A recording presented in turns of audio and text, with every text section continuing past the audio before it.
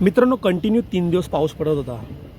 Literally असं वाटत होतं की आता नदीला किती पूर आला आहे ना, काय नाही. विचार केला की यार नदीला बघायला जायला पाहिजे की नदीमध्ये किती पाणी आलं आहे म्हणून. बघू शकता किती पाऊस पडतो आहे. गावाची काळजी आहे बाबा. सगळ्या पोरांना गोळा केला. बोलो चला बघूया नदीचा काय आपल्या परिस्थिती आहे, नदी कुठपर्यंत आली. कारण 2005मध्ये पण पूर आला होता. लिटरली खूप पाणी भरला होता आणि गावामध्ये पाणी येणारच होता. पोरांना घेतले, बोललो चला मस्त हातामध्ये छत्री घेऊन चित्र पडलेली आपली सँडो घालून टाकाटक शायनिंग मारत आम्ही चाललो नदीच्या दिशेकडे. म्हणजे आम्हाला अंदाज घ्यायचा होता बाबा पाणी कुठे आलं आहे कुठे नाही. एक्झॅक्ट नदीच्या जवळ पोचलो असताना मग आम्हाला इथे सगळी पोरं आमची नदीजवळ पोचली. बघतो तर नदीचा पॉईंट एवढा पण अलीकडे नव्हता, म्हणजे ठीकठाक होता. ह्या पॉईंटपासून तर पुढे 100 मीटर पुढे नदी आमची एक्झॅक्टली नदीचा लोकेशन आहे. म्हणजे बऱ्यापैकी पाणी इकडे आला होता पण काही धोका नव्हता. या सगळ्या गोष्टीचा अंदाज घेऊनच मग मी आणि आम्ही सगळी गावातली पोरं गावाकडे आलो. त्यानंतर मग मी आणि माझा भाऊ मुरबाडला आमची थोडं काम बाकी होतं. 2-3 कामं होती आमची म्हणून बाईक काढली आणि आम्ही निघालो मुरबाडला. मुरबाडला जात असताना आम्हाला मदत लागतो आमचा काळू नदीचा पूल.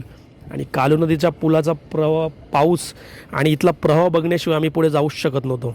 भावाला बोललो गाडीत थांबव, थोडासा इकडचा अंदाज घेऊ, पाणी बघू किती पाऊस आहे अजून, म्हणजे नदीमध्ये एक्झॅक्टली किती पाऊस पडला आहे या गोष्टीचा अंदाज घेण्यासाठी आम्ही दोघे थांबलो.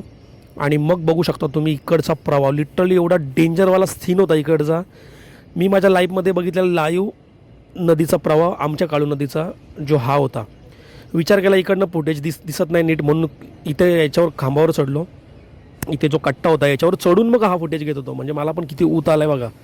तुम्हाला चांगला फुटेज दाखवावा यासाठी मी चढलो वर. मला म्हणजे लिटरली मी पण घाबरत होतो. अजून हिंमत वाढवली आणि सेल्फीमध्ये मी इकडचा व्हिडिओ घेतला. सेल्फीमध्ये व्हिडिओ घेताना म्हणजे खूप भीती वाटत होती की यार म्हणजे मला एवढा ऊत आले, जर याच्यामध्ये जर पडलो तर खरंच अरबी समुद्रात जाऊन मिळतो की काय. पण हिंमत राहून मी थोडासा सेल्फी घेतला. याच्यामध्ये व्हिडिओ प्रॉपर दिसतो आहे. आणि त्यानंतर मग आम्ही पोचलो डायरेक्ट मुरबाडला. आणि त्यानंतर भावाच्या बिअर शॉपला गेलो. भावाच्या बिअर शॉपमधून आम्हाला थोडासा कलेक्शन घ्यायचा होता भावाचा. त्याने तिकडनं कलेक्शन वगैरे घेतला आणि डायरेक्ट पोचलो ते आम्ही स्वास्तिक इलेक्ट्रॉनिक्समध्ये. स्वास्तिक इलेक्ट्रॉनिक्समध्ये मला माझा बजाज कार्ड बनवून घ्यायचा होता म्हणून स्वास्तिक इलेक्ट्रॉनिक्समध्येच गेलो. माझा बजाज कार्डची लिमिट चेक केली आणि त्यानंतर घुसलो डायरेक्ट ब्रायडल 7ला. ब्रायडल 7 म्हणजे मुरबाडमध्ये सगळ्यात फेमस दुकान लेडीज वेअरसाठी. बघू शकता एवढी गर्दी होती. लिटरली मुलींनी इथे एवढी गर्दी केली होती की आता गणपतीचा सणसुद्धा आला आहे, म्हणजे त्यांना काय शायनिंग मारायची असते काय माहीत. ब्रायडल 7मध्ये कलेक्शन एकच नंबर असतो. या दोन्ही भावांना माझ्याकडे बघायचा पण वेळ नव्हता.